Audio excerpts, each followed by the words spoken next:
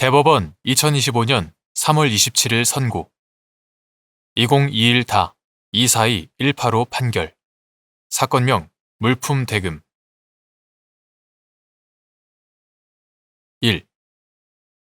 외국적 요소가 있는 법률 관계에 적용되는 준거법으로서의 외국법의 내용이 직권조사 사항인지 여부 적극 외국적 요소가 있는 사건의 경우 준거법과 관련한 주장이 없더라도 법원이 법률 관계에 적용될 국제협약 또는 국제사법에 따른 준거법에 관하여 심리, 조사할 의무가 있는지 여부 적극 외국적 요소가 있는 법률 관계에 적용되는 준거법으로서의 외국법은 사실이 아니라 법으로서 법원은 직권으로 그 내용을 조사하여야 한다.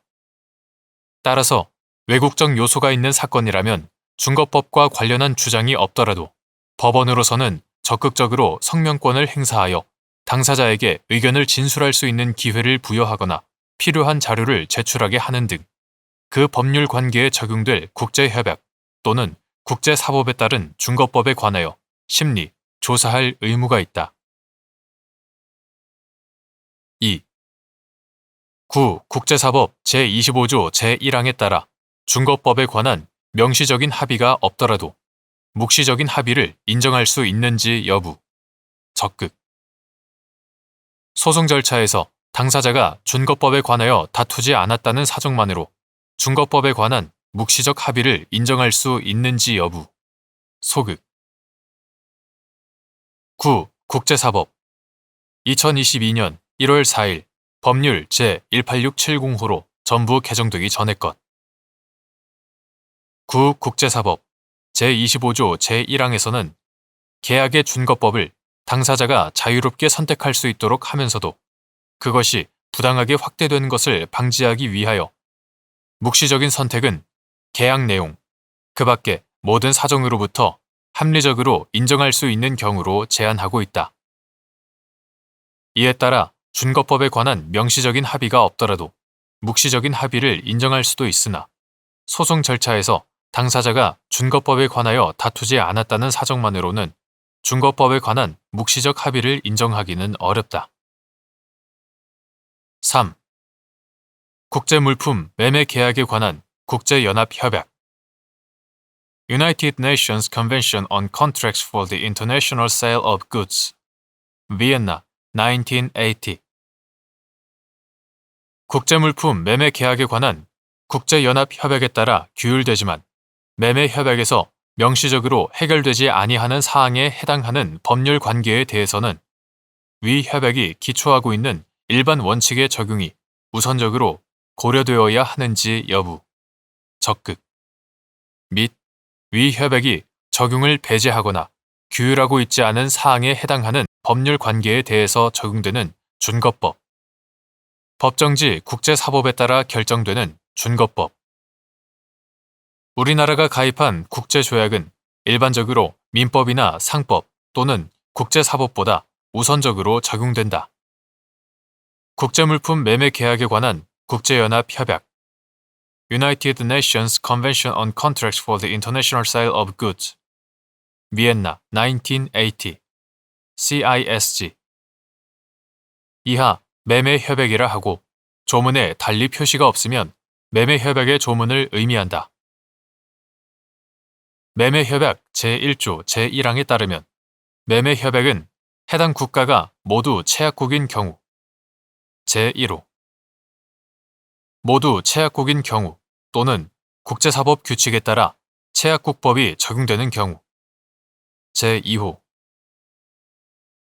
체약국법이 적용되는 경우에 영업소가 다른 국가에 소재한 당사자 간의 물품 매매 계약에 적용되고 제3조 제1항에서는 물품을 제조 또는 생산하여 공급하는 계약도 매매로 본다고 규정하고 있다.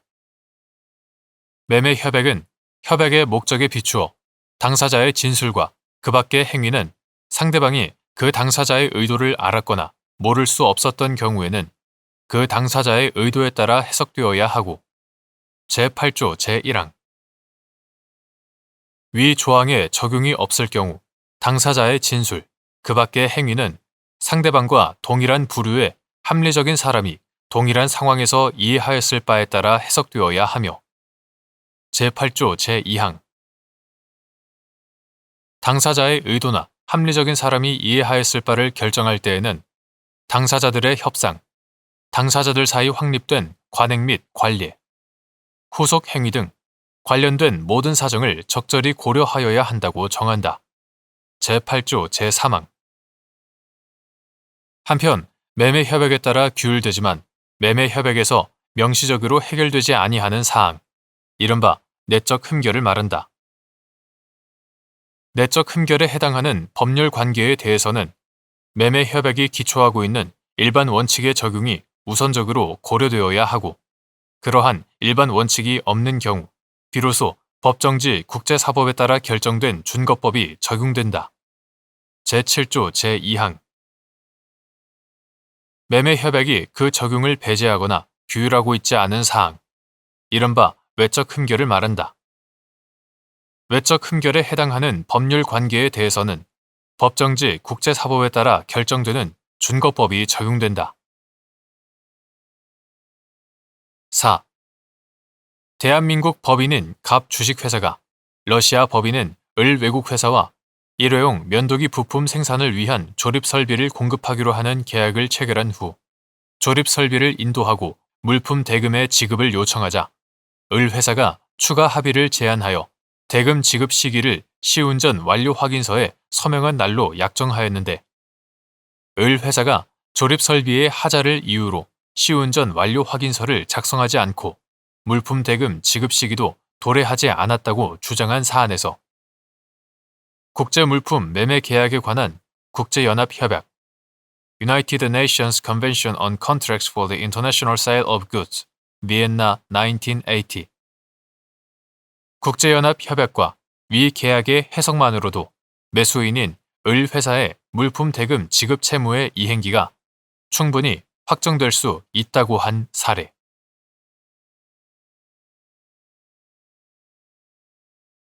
대법원 2025년 3월 27일 선고 2021다 245-528 등 판결 사건명 근로자 지위 확인 등 1. 파견 근로자 보호 등에 관한 법률에 따라 사용사업주에게 직접 고용 의무가 발생하였는데 사용사업주의 근로자 중 같은 종류, 유사 업무 근로자가 없는 경우 파견 근로자에게 적용될 근로조건을 판단하는 방법 및 이때 법원이 고려하여야 할 사항 파견 근로자 보호 등에 관한 법률 이하 파견법이라 한다. 파견법 제6조의 2는 제1항에서 근로자 파견 사업의 허가를 받지 아니한 자로부터 근로자 파견의 역무를 제공받은 경우 등 일정한 경우에 사용사업주는 해당 파견 근로자를 직접 고용하여야 한다고 규정하면서 직접 고용하는 파견 근로자의 근로조건에 관하여 제3항에서 사용사업주의 근로자 중 해당 파견 근로자와 같은 종류의 업무 또는 유사한 업무를 수행하는 근로자 이하 같은 종류, 유사 업무 근로자라 한다. 같은 종류, 유사 업무 근로자가 있는 경우에는 해당 근로자에게 적용되는 취업 규칙 등에서 정하는 근로조건에 따르고 제1호 같은 종류, 유사 업무 근로자가 없는 경우에는 해당 파견 근로자의 기존 근로조건의 수준보다 저하되어서는 아니 된다고 규정하고 있다. 제2호 파견법에 따라 사용사업주에게 직접 고용 의무가 발생하였는데 사용사업주의 근로자 중 같은 종류, 유사 업무 근로자가 없는 경우에는 기존 근로조건을 하회하지 않는 범위 안에서 사용사업주와 파견 근로자가 자치적으로 근로조건을 형성하는 것이 원칙이다. 그러나 사용사업주가 근로자 파견 관계를 부인하는 등으로 인하여 자치적으로 근로조건을 형성하지 못한 경우에는 법원은 개별적인 사안에서 근로의 내용과 가치, 사용사업주의 근로조건 체계, 고용 형태나 직군에 따른 임금 체계 등 파견법의 입법 목적, 공평의 관념, 사용사업주가 직접 고용한 다른 파견 근로자가 있다면 그 근로자에게 적용한 근로 조건의 내용 등을 종합하여 사용사업주와 파견 근로자가 합리적으로 정하였을 근로 조건을 적용할 수 있다. 다만 이와 같이 파견 근로자에게 적용될 근로 조건을 정하는 것은 본래 사용사업주와 파견 근로자가 자치적으로 형성했어야 하는 근로 조건을 법원이 정하는 것이므로 한쪽 당사자가 의도하지 아니하는 근로 조건을 불합리하게 강요하는 것이 되지 않도록 신중을 기할 필요가 있다. 2. 사용사업주에게 직접 고용 의무가 발생한 후 파견 근로자가 파견 사업주에 대한 관계에서 사직하거나 해고를 당한 경우 사용사업주의 직접 고용 의무에 영향을 미치는지 여부, 원칙적 소급 및 파견 근로자가 파견 사업주와의 근로 관계를 종료하고자 하는 의사로 사직의 의사표시를 한 사정만으로 파견 근로자 보호 등에 관한 법률 제6조의 2, 제2항에서 정한 명시적인 반대 의사를 표시하는 경우에 해당한다고 단정할 수 있는지 여부, 소급 사용사업주에게 직접 고용 의무가 발생한 후 파견 근로자가 파견 사업주에 대한 관계에서 사직하거나 해고를 당하였다고 하더라도 이러한 사정은 원칙적으로 사용사업주의 직접 고용 의무에 영향을 미치지 않는다. 또한 파견 근로자가 파견 사업주와의 근로 관계를 종료하고자 하는 의사로 사직의 의사표시를 하였다고 하더라도 그러한 사정만으로는 파견 근로자가 직접 고용되는 것에 대하여 파견 근로자 보호 등에 관한 법률 제6조의 2, 제2항에서 정한 명시적인 반대 의사를 표시하는 경우에 해당한다고 단정할 수 없다. 3. 파견 근로자 보호 등에 관한 법률에 따른 직접 고용 의무가 발생하였으나 사용사업주가 이를 이행하지 아니하여 사용사업주에 대한 근로 제공이 이루어지지 않은 경우 파견 근로자가 사용사업주를 상대로 근로를 제공하였다면 받을 수 있었던 임금 등 상당의 손해배상을 청구할 수 있는지 여부, 적극 이때 근로 제공이 이루어지지 않은 것이 사용사업주의 직접 고용 의무 불이행으로 인한 것인지 판단하는 기준. 파견 근로자 보호 등에 관한 법률에 따라 사용사업주에게 직접 고용 의무가 발생하였으나 사용사업주가 이를 이행하지 아니하였다면 사용사업주에 대하여 근로를 제공한 파견 근로자는 사용사업주를 상대로 직접 고용 관계가 성립할 때까지의 임금 등 상당의 손해배상을 청구할 수 있고 직접 고용 의무 발생 후 사용사업주에 대한 근로 제공이 이루어지지 않은 경우에도 파견 근로자는 근로의 미제공이 사용사업주의 직접 고용 의무 불이행으로 인한 것임을 증명하여 해당 기간 동안 계속 근로를 제공하였다면 받을 수 있었던 임금 등 상당의 손해배상을 청구할 수 있다. 이때 파견 근로자가 근로를 제공하지 않은 것이 사용사업주의 직접 고용 의무 불이행으로 인한 것인지는 근로 제공이 이루어지지 않은 구체적인 사유와 경위, 그 사유에 관한 파견 근로자와 사용사업주의 태도 등을 고려하여 판단하여야 한다. 4. 채무 불이행으로 인한 손해배상 사건에서 채무자의 책임 제한에 관한 사실 인정이나 비율을 정하는 것이 사실심의 전권 사항인지 여부, 원칙적 적극 및 그 한계. 채무자가 채권자에 대하여 채무 불이행으로 인한 손해배상 책임을 지는 경우 채권자에게 과실이 있거나 손해부담의 공평을 기하기 위한 필요가 있는 때에는 채무자의 책임을 제한할 수 있고 책임 제한에 관한 사실 인정이나 비율을 정하는 것은 사실심의 전권 사항이나 그것이 형평의 원칙에 비추어 현저하게 불합리하여서는 아니 된다. 5. 한국도로공사와 용역 계약을 체결한 외주 사업체에 소속되어 고속도로 안전순찰 업무를 수행한 갑 등이 파견 근로자 보호 등에 관한 법률에 따라 한국도로공사에 직접 고용 의무가 발생한 후 외주 사업체에서 해고되거나 사직하였고 외주 사업체는 갑 등을 대체할 근로자를 채용하여 한국도로공사에 근로를 제공하게 하였는데 그 후 갑 등이 한국도로공사를 상대로 직접 고용 의무 불이행을 이유로 임금 등 상당의 손해배상을 구한 사안에서 한국도로공사가 갑 등을 대체하는 근로자에 대하여 직접 고용 의무 불이행으로 인한 손해배상 책임을 추가로 부담하게 된다는 사실이 갑 등에 대하여 부담하는 손해배상 책임을 제한할 사유가 된다고 보기 어렵다고 한 사례. 6. 파견 근로자가 사용사업주의 직접 고용 의무 불이행을 이유로 연차 휴가 미사용 수당 상당의 손해배상을 청구하는 경우 파견 근로자가 보상 대상이 되는 연차 휴가 일수를 증명하여야 하는지 여부, 적극 및 이때 사용한 연차 휴가 일수를 확인할 수 없거나 사용사업주에게 근로 제공이 이루어지지 않은 경우 이를 증명하는 방법. 파견 근로자가 직접 고용되었다면 근로기준법 제61조에 따라 사용사업주로부터 사용 촉진을 받았을 것과 그럼에도 자발적으로 휴가를 사용하지 않았을 것임이 분명히 인정되는 경우에도 연차휴가 미사용 수당 상당의 손해배상을 청구할 수 있는지 여부, 소극. 파견 근로자는 사용사업주의 직접 고용 의무 불이행에 대하여 직접 고용 의무 발생일부터 직접 고용 관계가 성립할 때까지 사용사업주에게 직접 고용되었다면 받았을 임금 상당 손해배상금을 청구할 수 있다.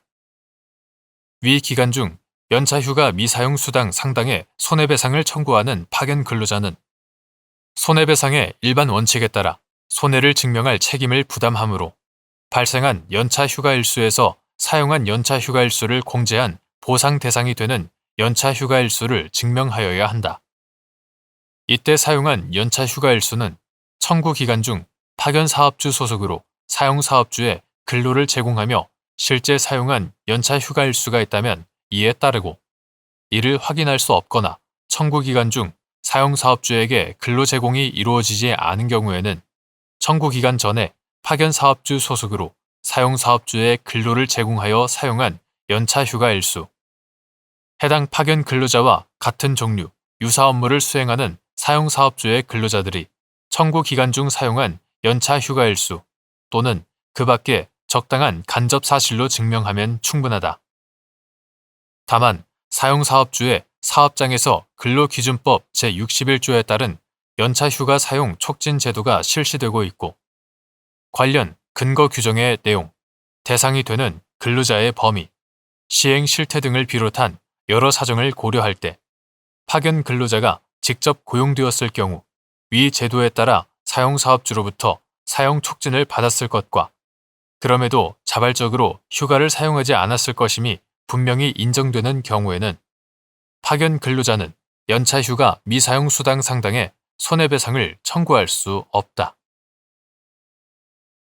7. 제1심의 변론이 종결된 후 2019년 5월 21일 개정된 소송 촉진 등에 관한 특례법 제3조 제1항 본문에 법정 이율에 관한 규정이 시행된 경우 항소심에서 인용되는 청구 부분에 적용되는 소송 촉진 등에 관한 특례법상 법정 이율에 관한 규정 제1심에서 이미 심리하여 판단된 바 있는 청구 부분은 종전 규정 항소심에서 청구 취지가 확장됨에 따라 새롭게 인용된 청구 부분은 개정 규정 2019년 5월 21일 대통령령 제29768호로 개정되어 2019년 6월 1일부터 시행되는 소송 촉진 등에 관한 특례법 제3조 제1항 본문의 법정 이율에 관한 규정은 소송 촉진 등에 관한 특례법, 이하 소송촉진법이라 한다. 소송촉진법 제3조 제1항 본문에서 대통령령으로 정하는 이율이란 연 100분의 12를 말한다 라고 규정, 이하 개정 규정이라 한다. 개정 규정함으로써 종전의 법정 이율이었던 연 15%를 연 12%로 개정하였다.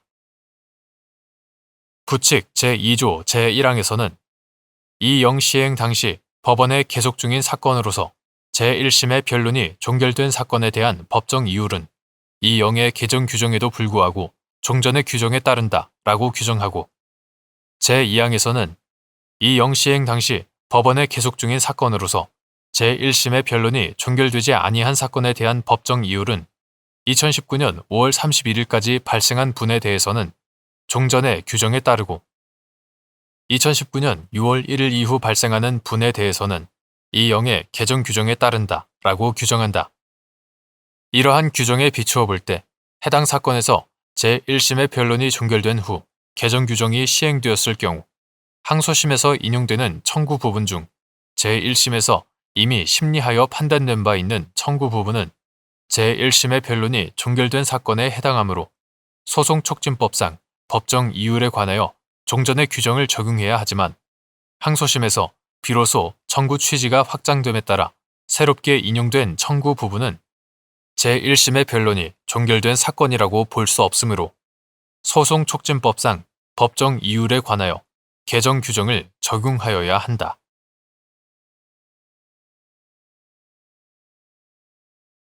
대법원 2025년 3월 27일 선고 2023다 283401 판결 사건명 손해배상 기 1. 분묘를 발굴하거나 유체, 유고를 훼손한 행위가 어떤 사람의 추모 감정 등 인격적 법익을 침해하여 정신적 고통을 초래한 경우 위 사람은 분묘의 관리 처분권자인 제사 주재자가 아니더라도 분묘 발굴 등을 한 사람을 상대로 정신적 고통에 따른 위자료 청구를 할 수 있는지 여부, 적극 및 분묘 발굴 등 행위가 어떤 사람의 추모 감정 등 인격적 법익을 침해하여 정신적 고통을 초래하였는지 판단하는 기준. 분묘를 발굴하거나 유체, 유고를 훼손하는 행위가 있었고 그러한 행위가 어떤 사람의 추모 감정 등 인격적 법익을 침해함으로써 정신적 고통을 초래하였다고 인정되는 경우 그 사람은 분묘를 발굴하거나 유체, 유고를 훼손한 사람을 상대로 그 정신적 고통에 대하여 위자료를 청구할 수 있다. 이와 같은 위자료를 청구할 수 있는 사람은 분묘의 관리 처분권자인 제사 주재자에 한정되는 것은 아니다. 분묘 발굴, 유체, 유골 훼손 행위가 어떤 사람의 추모 감정 등 인격적 법익을 침해함으로써 정신적 고통을 초래하였는지는 개별 사안에서 그 행위자가 분묘 발굴 또는 유체, 유골의 처리에 이르게 된 경위와 동기, 분묘 발굴 또는 유체, 유골의 처리가 사회 통념상 받아들일 수 있는 방법으로 이루어진 것인지 여부, 추모 감정 등의 침해를 주장하는 사람과 망인 사이의 친족관계 또는 생전 생활관계, 평소 분묘 등의 관리 상황, 분묘나 유체, 유골의 손상 상태 등 여러 사정을 종합적으로 고려하여 개별적, 구체적으로 판단하여야 한다. 2.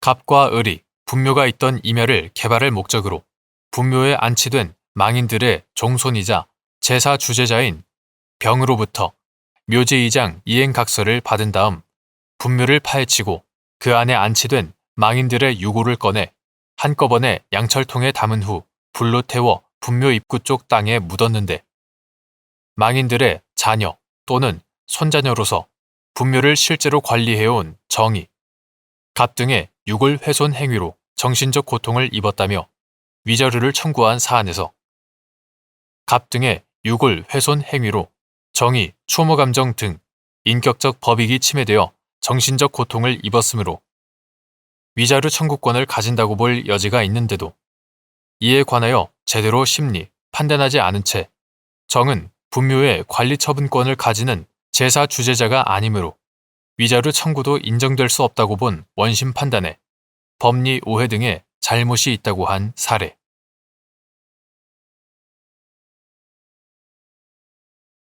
대법원 2025년 3월 27일 선고 2024다 291-102 판결 사건명 배당 2의 1. 가등기 담보 등에 관한 법률 제16조 제2항에 해당하는 담보 가등기 권리자가 집행법원이 정한 기간 안에 채권 신고를 하지 않은 경우 매각 대금 배당을 받을 권리를 상실하는지 여부.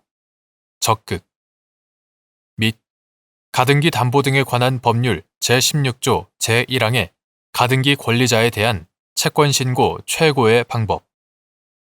가등기 담보 등에 관한 법률 이하 가등기 담보법이라 한다. 가등기 담보법 제16조는 소유권 이전에 관한 가등기가 되어 있는 부동산에 대한 경매 등의 개시 결정이 있는 경우 법원은 가등기 권리자에 대하여 그 가등기가 담보 가등기인 때에는 그 내용 및 채권의 존부, 원인 및 수액을, 담보 가등기가 아닌 경우에는 그 내용을 법원에 신고할 것을 상당한 기간을 정하여 최고하여야 하고, 제1항 압류 등기 전에 경료된 담보 가등기 권리가 매각에 의하여 소멸되는 때에는 제1항에 채권 신고를 한 경우에 한하여 그 채권자는 매각대금의 배당 또는 변제금의 교부를 받을 수 있다고 규정하고 있으므로 제2항 제2항에 해당하는 담보 가등기 권리자가 집행법원이 정한 기간 안에 채권 신고를 하지 아니하면 매각대금 배당을 받을 권리를 상실한다. 민사집행규칙 제8조 제1항은 민사집행 절차에서 최고와 통지는 특별한 규정이 없으면 상당하다고 인정되는 방법으로 할 수 있다고 규정하고 있다. 가등기 담보법 제16조 제1항의 가등기 권리자에 대한 채권 신고 최고는 민사집행 절차상 최고에 해당하는데 그 방법에 관하여 가등기 담보법 등에서 특별한 규정을 두고 있지 않다. 따라서 가등기 권리자에 대한 채권 신고 최고는 상당하다고 인정되는 방법으로 할 수 있다고 보아야 한다. 2.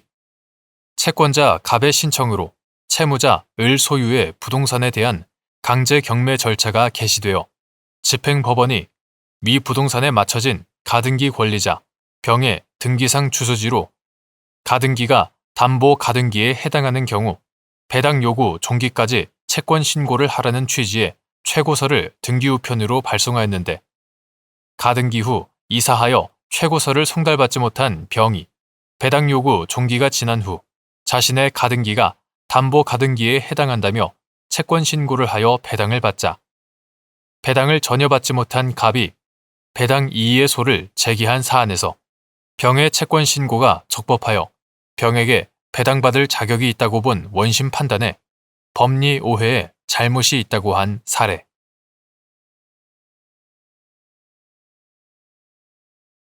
대법원 2025년 3월 27일 선고 2024다 302-217 판결 사건명 임대료 등 청구 1. 임대차 관계 종료 시 임대인의 임대차 보증금 반환 의무의 이행기가 도래하는 범위 임대차 보증금 중에서 목적물을 반환받을 때까지 생긴 임차인의 모든 채무를 공제한 나머지 금액 부동산 임대차에서 임차인이 임대인에게 지급하는 임대차 보증금은 임대차 관계가 종료되어 목적물을 반환하는 때까지 그 임대차 관계에서 발생하는 임차인의 모든 채무를 담보하는 것으로서 임대인의 임대차 보증금 반환 의무는 임대차 관계가 종료되는 경우에 그 임대차 보증금 중에서 목적물을 반환받을 때까지 생긴 연체 차임 등 임차인의 모든 채무를 공제한 나머지 금액에 관하여서만 비로소 이행기에 도달한다. 2. 임대차 존속 중 차임을 연체하는 경우 차임 채권의 소멸 시효가 임대차 계약에서 정한 지급기일부터 진행하는지 여부 원칙적 적극 임대차 존속 중 차임을 연체하는 경우 그 채권의 소멸 시효는 임대차 종료 후 목적물 인도 시에 임대차 보증금에서 일괄 공제하는 방식에 의하여 정산하기로 약정한 경우와 같은 특별한 사정이 없는 한 임대차 계약에서 정한 지급 기일부터 진행한다. 3. 임대차 존속 중 차임 채권의 소멸 시효가 완성된 경우 임대인이 소멸 시효가 완성된 차임 채권을 자동 채권으로 삼아 임대차 보증금 반환 채무와 상계할 수 있는지 여부 원칙적 소극 및 이때 민법 제495조를 유추 적용하여 연체 차임을 임대차 보증금에서 공제할 수 있는지 여부. 적극. 민법 제495조에 따라 소멸시효가 완성된 채권이 그 완성 전에 상계할 수 있었던 것이면 채권자는 상계할 수 있다. 이는 자동채권의 소멸시효 완성 전에 양 채권이 상계 적상에 이르렀을 것을 요건으로 하는 것인데, 임대인의 임대차 보증금 반환 채무는 임대차 계약이 종료된 때에 비로소 이행기에 도달하므로 임대차 존속 중 차임 채권의 소멸시효가 완성된 경우에는 소멸시효 완성 전에 임대인이 임대차 보증금 반환 채무에 관한 기한의 이익을 실제로 포기하였다는 등의 특별한 사정이 없는 한 양 채권이 상계할 수 있는 상태에 있었다고 할 수 없다. 그러므로 그 이후에 임대인이 이미 소멸시효가 완성된 차임 채권을 자동 채권으로 삼아 임대차 보증금 반환 채무와 상계하는 것은 민법 제495조에 따르더라도 인정될 수 없다. 그러나 임대차 존속 중 차임이 연체되고 있음에도 임대차 보증금에서 연체 차임을 충당하지 않고 있었던 임대인의 신뢰와 차임 연체 상태에서 임대차 관계를 지속해온 임차인의 묵시적 의사를 감안하면 그 연체 차임은 민법 제495조를 유추 적용하여 임대차 보증금에서 공제할 수는 있다고 봄이 타당하다.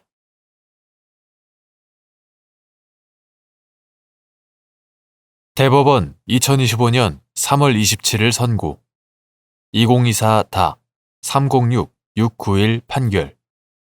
사건명 손해배상 및 상표권 침해 금지. 상표법 제100조 제1항 제1호에 따라 통상 사용권의 설정이 등록되지 않은 경우 통상 사용권자가 제3자에게 대항할 수 있는지 여부. 소극. 및 여기서 제3자의 의미. 통상 사용권자의 지위와 양립할 수 없는 법률상 지위를 취득한 사람. 전용 사용권의 설정을 받은 전용 사용권자는 그 설정 행위로 정한 범위에서 지정 상품에 관하여 등록 상표를 사용할 권리를 독점한다. 상표법 제95조 제3항. 통상 사용권의 설정을 받은 통상 사용권자는 그 설정 행위로 정한 범위에서 지정 상품에 관하여 등록 상표를 사용할 권리를 가지는데, 상표법 제97조 제2항. 통상 사용권의 설정은 등록하지 아니하면 제3자에게 대항할 수 없다. 상표법 제100조 제1항 제1호. 여기서 제3자는 통상 사용권의 설정에 관하여 통상 사용권자의 지위와 양립할 수 없는 법률상 지위를 취득한 사람을 말한다.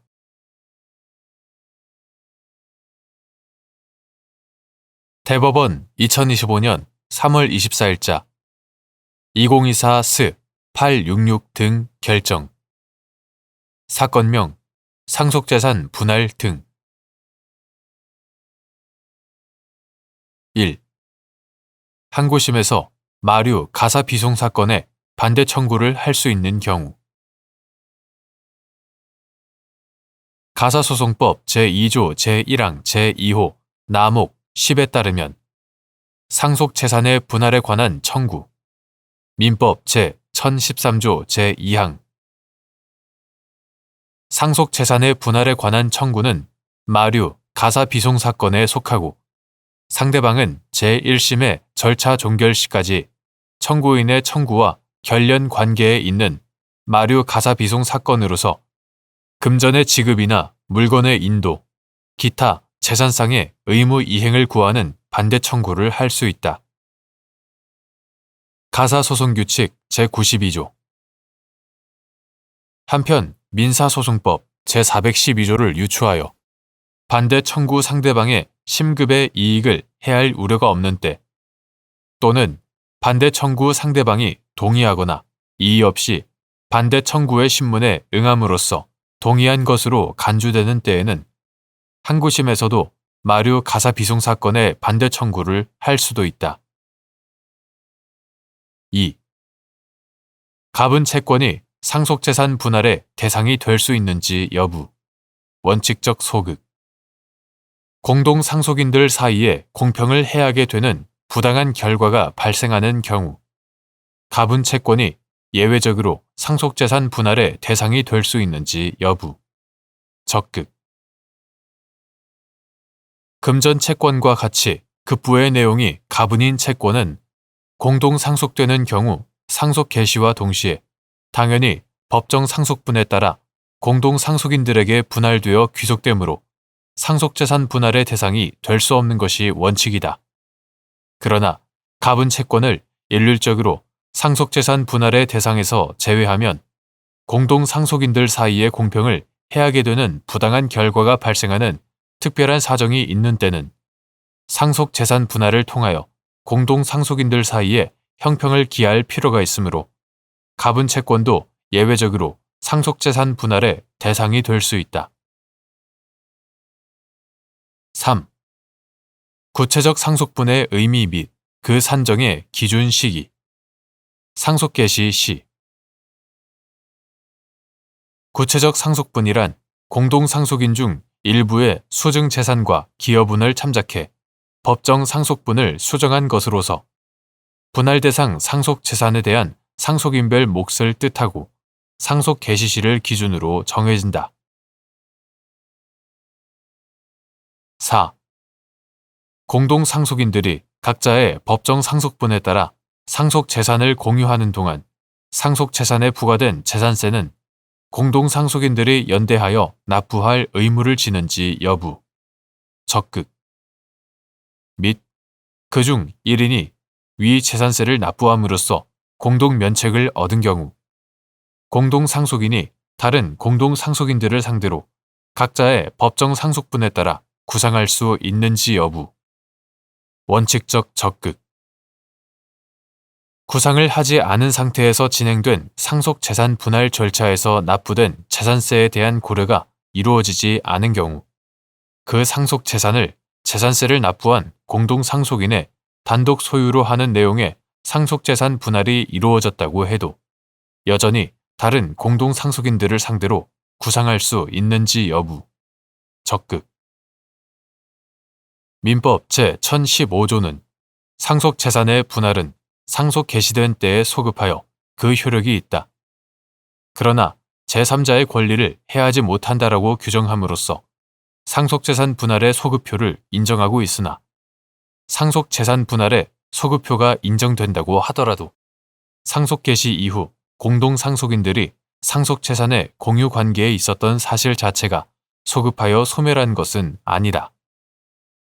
따라서 공동상속인들이 각자의 법정 상속분에 따라 상속재산을 공유하는 동안 상속재산에 부과된 재산세는 공동상속인들이 연대하여 납부할 의무를 지고 지방세법 제107조, 지방세기본법 제44조 그중 1인이 위 재산세를 납부함으로써 공동면책을 얻었다면 그 공동상속인은 특별한 사정이 없는 한 다른 공동상속인들을 상대로 각자의 법정 상속분에 따라 구상할 수 있다.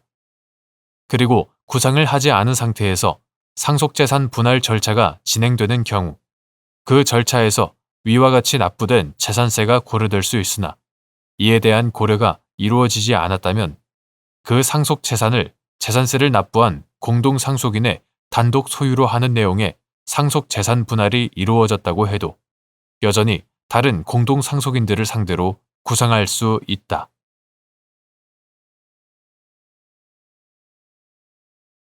대법원 2025년 3월 27일 선고 2022-50410 판결 사건명 수분양권 존재 확인 등 청구의 소 구도시 및 주거환경정비법 제39조 제1항 제2호 전문 제76조 제1항 제6호 등에서 말하는 1세대, 하나의 세대, 내지 동일한 세대가 실질적으로 주거와 생계를 같이 하고 있는 가구를 의미하는지 여부. 적극. 9. 도시 및 주거환경정비법 2021년 3월 16일 법률 제17943호로 개정되기 전의 것. 이하 구도시정비법이라고 한다. 구도시정비법 제39조 제1항 제2호 전문 제76조 제1항 제6호나 구경기도 도시 및 주거환경정비조례 2021년 11월 2일 경기도 조례 제7249호로 개정되기 전의 것. 이하 구경기도 조례라고 한다. 구경기도 조례 제26조 제1항 제1호에서 말하는 1세대, 하나의 세대 내지 동일한 세대는 실질적으로 주거와 생계를 같이 하고 있는 가구를 의미한다고 보아야 한다. 이유는 다음과 같다. 첫째, 세대는 사전적으로, 현실적으로 주거 및 생계를 같이 하는 사람의 집단 또는 현실적으로 주거 및 생계를 같이 하는 사람의 집단을 세는 단위를 의미하고 가구와 동의어로 설명되고 있다. 이러한 사전적 의미 및 문헌에 따른다면 실제로 주거와 생계를 같이 하여야만 위 각 조항에서 말하는 세대에 해당할 수 있다. 만약 위 각 조항이 주민등록표 등재 등 형식만을 기준으로 1세대 등에 해당하는지를 판단할 요량이었다면 법령 자체에서 같은 세대별 주민등록표에 등재되어 있는 사람, 세대별 주민등록표에 함께 등재되어 있는 사람 등과 같은 문헌을 부기하여 세대를 정의하였을 것이다. 둘째, 구도시정비법이나 구경기도 조례에서 위 각 조항을 둔 이유는 정비 사업에서 이른바 1세대 1주택 원칙을 실현하기 위함이다. 1세대 1주택 원칙은 정비구역 안에 있는 토지 등 소유자 사이의 이해관계를 조정하여 조합원의 재산권을 보호함과 동시에 정비사업에서 토지, 주택 등에 대한 투기를 억제하여 정비사업의 사업성 저하를 방지하고자 하는 취지이다. 따라서 실제로 주거와 생계를 같이 하는지를 기준으로 1세대 여부를 판단하여 현실적으로 공통된 주거를 가지지 않거나 함께 생계를 영위하지 않는 사람들에게 각자 주택을 분양한다고 하여 위와 같은 취지를 해하는 바는 전혀 없다. 이와 달리 주민등록표 등재 등 형식만을 기준으로 1세대 여부를 판단한다면 실제로 주거와 생계를 같이 하고 있으면서도 형식적으로 주민등록만 달리 두고 있는 경우 여러 채의 주택을 분양받을 수 있다는 결론으로 이어지고 투기를 위하여 이를 가장하는 이른바 위장세대 분리를 막지 못하는 폐단이 발생하게 되어 오히려 1세대 1주택 원칙의 취지에 정면으로 어긋난다. 셋째, 구도시정비법 제39조 제1항 제2호 후문 전단에 따르면 배우자 및 미혼인 19세 미만의 직계 비속은 세대의 공통 여부를 불문하고 1세대로 간주되어 1인의 조합원으로서 1인의 분양 대상자 지위를 가지므로 여러 명의 토지 등 소유자가 이러한 관계만으로 이루어진 경우에는 사업 시행자인 조합이 따로 1세대 여부를 판단할 필요가 없다.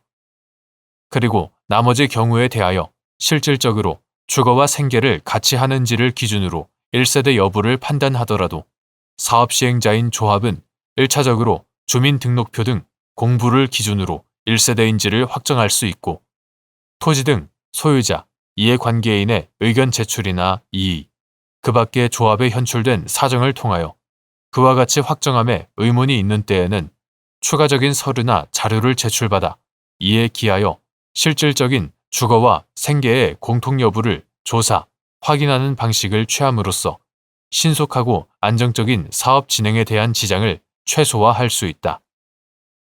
특히 구도시정비법상 재개발 사업을 시행하는 조합은 그 목적 범위 내에서 법령이 정하는 바에 따라 일정한 행정작용을 하는 행정주체의 지위를 갖고 조합 정관 등에 기하여 조합원에게 사업 시행에 필요한 서류 등을 요구하고 제출받을 수 있으므로 조합의 입장에서 위와 같은 조사, 확인이 불가능하거나 어렵다고 보기도 힘들다.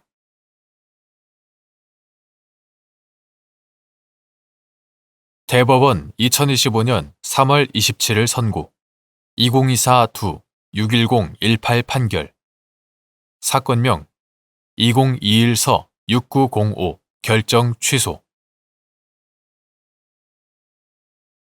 1. 위법한 행정처분을 취소하더라도 원상 회복이 불가능한 경우 처분의 취소를 구할 이익이 있는지 여부. 소극.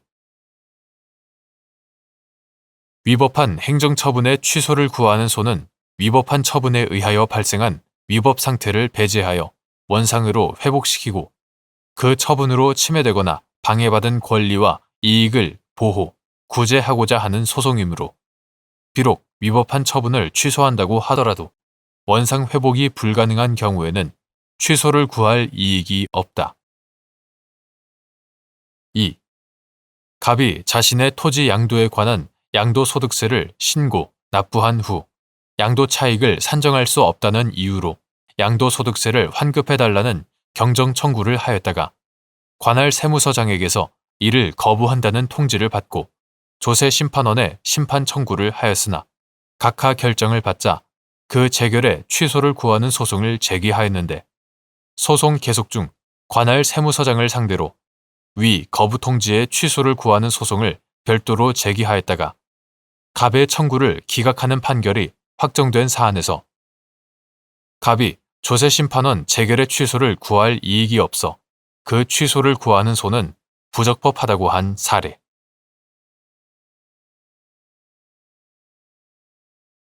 대법원 2025년 3월 27일 선고 2023-2-37896 판결 사건명 부가가치세, 가산세 부가처분 취소 청구의 소. 실질 과세에 관한 국세기본법 제14조 제3항의 규정 취지. 위 규정을 적용하여 거래 등의 실질에 따라 과세하기 위한 요건 및 이를 판단하는 방법. 납세 의무자가 제3자를 통하거나 여러 단계의 거래를 거치는 행위 또는 거래의 형식을 취한 데에 사업상의 필요가 인정되는 경우 조세 회피 목적이 부인되는지 여부. 원칙적 소극. 국세기본법 제14조 제3항은 제3자를 통한 간접적인 방법이나 둘 이상의 행위 또는 거래를 거치는 방법으로 이 법 또는 세법의 혜택을 부당하게 받기 위한 것으로 인정되는 경우에는 그 경제적 실질 내용에 따라 당사자가 직접 거래를 한 것으로 보거나 연속된 하나의 행위 또는 거래를 한 것으로 보아 이 법 또는 세법을 적용한다 라고 규정하고 있다. 위 규정의 취지는 과세 대상이 되는 행위 또는 거래를 우회하거나 변형하여 여러 단계의 거래를 거침으로써 부당하게 조세를 감소시키는 조세 회피 행위에 대처하기 위하여 그와 같은 여러 단계의 거래 형식을 부인하고 실질에 따라 과세 대상인 하나의 행위 또는 거래로 보아 과세할 수 있도록 한 것으로서 실질 과세 원칙의 적용 태양 중 하나를 규정하여 조세 공평을 도모하고자 한 것이다. 이러한 실질 과세 원칙은 사법상 효력이 인정되지 않는 가장 행위에 해당하는 경우에만 적용될 수 있는 것은 아니고 그러한 정도에는 이르지 못하지만 실질과 괴리되는 비합리적인 형식이나 외관을 취하였다고 볼 만한 조세 회피 행위의 경우에도 적용될 수 있다.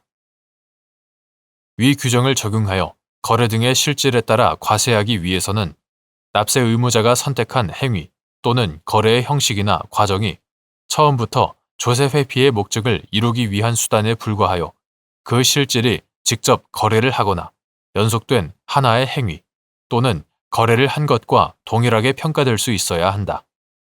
그리고 이는 당사자가 그와 같은 형식을 취한 목적, 제3자를 개입시키거나 단계별 과정을 거친 경위, 그와 같은 방식을 취한 데에 조세 부담의 경감 외에 사업상의 필요 등 다른 합리적 이유가 있는지, 각각의 행위 또는 거래 사이의 시간적 간격 및 그와 같은 형식을 취한 데 따른 손실과 위험 부담의 가능성 등 여러 사정을 종합하여 판단해야 한다. 다만 납세 의무자가 위와 같은 행위 또는 거래의 형식을 취한 데에 사업상의 필요가 인정되더라도 그것이 강행법규나 사회질서에 반하는 불법적인 목적에서 비롯된 경우에 해당한다면 이에 대하여 조세 회피 목적을 부인하는 것은 강행법규의 입법 취지, 과세 형평 등에 비추어 현저히 불합리하므로 그러한 사업상의 필요만으로 조세 부담의 경감 외에 다른 합리적 이유가 있다고 보아 조세 회피 목적을 쉽사리 부인할 것은 아니다.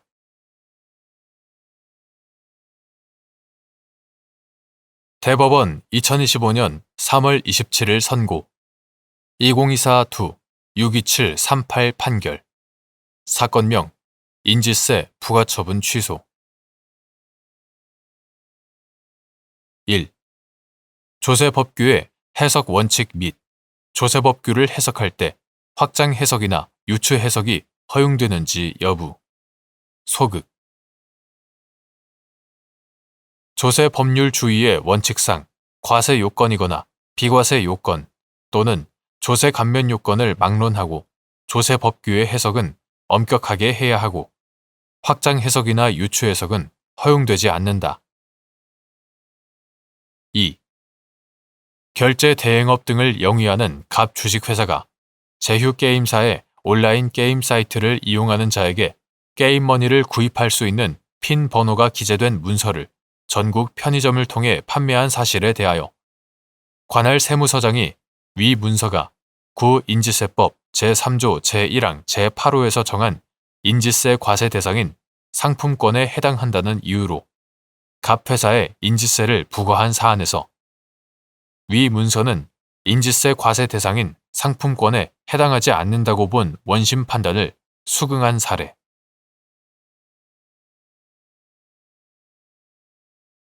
대법원 2025년 3월 27일 선고 2021도 4355 판결 사건명 특수상해 1. 형 집행을 지휘하는 주체인 검사가 형의 집행 순서 변경에 관한 권한을 행사할 수 있는 범위.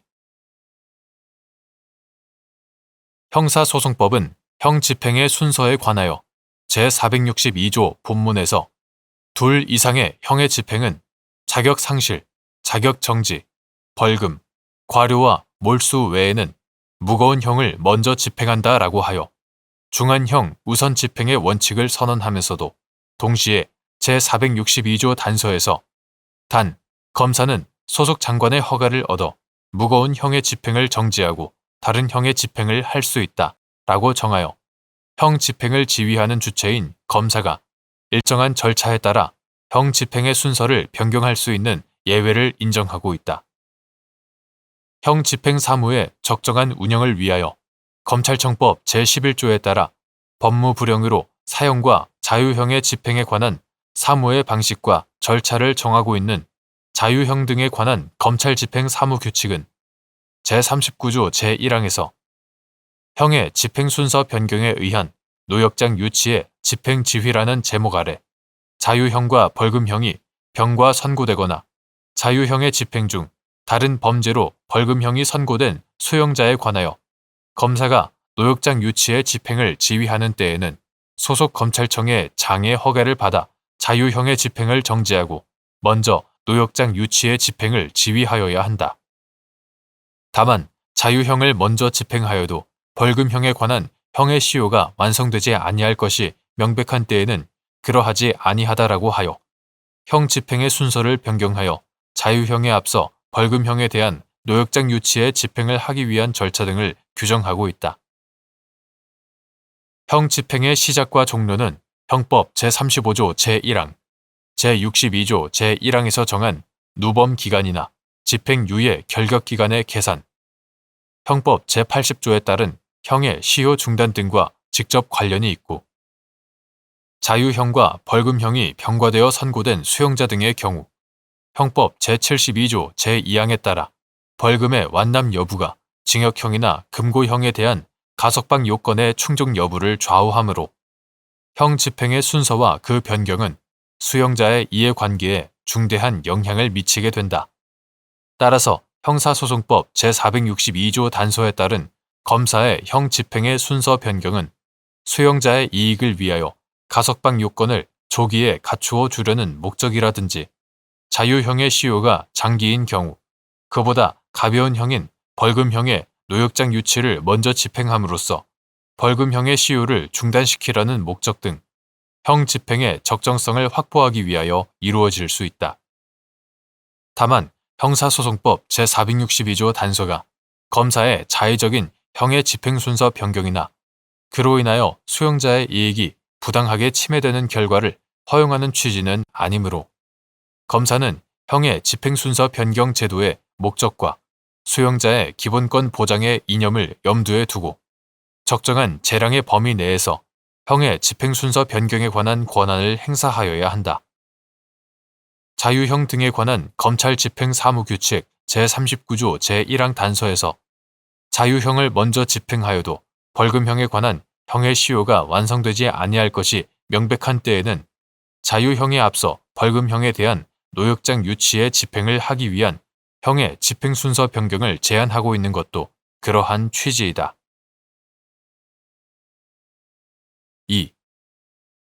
형의 집행 순서 변경에 관한 검사의 지위가 재량을 일탈, 남용한 것으로서 위법한지 여부의 기준 시점, 그 변경 지위가 있었을 당시 및 판단 기준, 형의 집행 순서 변경 후에 수용자가 새로운 범죄 행위를 하였다는 등의 우연한 사정을 이유로 그러한 사정이 발생한 때를 기준으로 사후적인 관점에서 집행 순서 변경이 수용자에게 미친 영향의 유불리를 평가하여 집행 순서 변경에 관한 지휘의 위법성을 판단할 수 있는지 여부. 소극. 형의 집행 순서 변경에 관한 검사의 지위가 재량을 일탈, 남용한 것으로서 위법한지 여부는 그 변경 지위가 있었을 당시를 기준으로 변경의 목적, 동기, 경위, 집행 순서 변경에 관한 수용자의 요청이나 동의가 있었는지 여부, 순서의 변경이 수용자에게 미칠 영향, 형의 시효 진행 상황 등을 종합하여 판단하여야 한다. 이와 달리 형의 집행 순서 변경 후에 수용자가 새로운 범죄 행위를 하였다는 등의 우연한 사정을 이유로 그러한 사정이 발생한 때를 기준으로 사후적인 관점에서 집행 순서 변경이 수용자에게 미친 영향의 유불리를 평가하여 집행 순서 변경에 관한 지휘의 위법성을 판단할 수는 없다.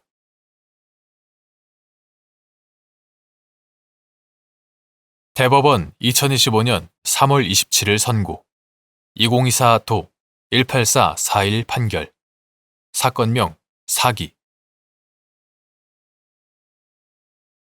1. 사기죄의 성립 요건인 기망행위의 의미 사람에 대한 기망행위를 수반하지 않는 경우 사기죄로 처벌할 수 있는지 여부 소극 형법 제347조 사기죄의 성립 요건인 기망행위는 사람으로 하여금 착오를 일으키게 하는 것을 말한다. 따라서 사람에 대한 기망행위를 수반하지 않는 경우 사기죄로 처벌할 수 없다. 2. 피고인이 정상적으로 대출금을 반환할 의사나 능력이 없음에도 휴대전화에 설치된 카드 회사의 애플리케이션을 통해 카드론 대출을 신청하여 대출금을 자신의 계좌로 송금받는 방법으로 총 2회에 걸쳐 카드 회사들을 기망하여 카드 회사들로부터 대출금을 편취하였다는 공소사실로 기소된 사안에서 피고인의 행위는 사람에 대한 기망 행위를 수반하지 않아 사기죄에 해당하지 않는다고 한 사례.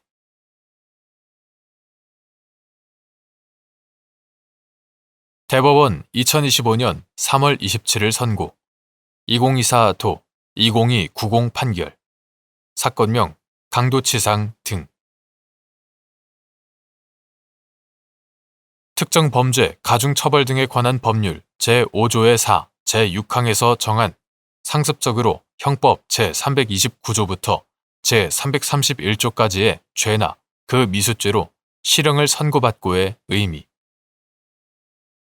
상습범위 아닌 형법 제329조부터 제331조까지의 죄나 그 미수죄 등 기본 구성요건의 범죄로 처벌받은 데 그쳤으나 그 범죄가 상습성의 발현에 의한 것인 경우 특정 범죄 가중처벌 등에 관한 법률 제5조의 4, 제6항이 적용되는지 여부. 소극. 특정 범죄, 가중처벌 등에 관한 법률. 이하 특정 범죄 가중법이라 한다.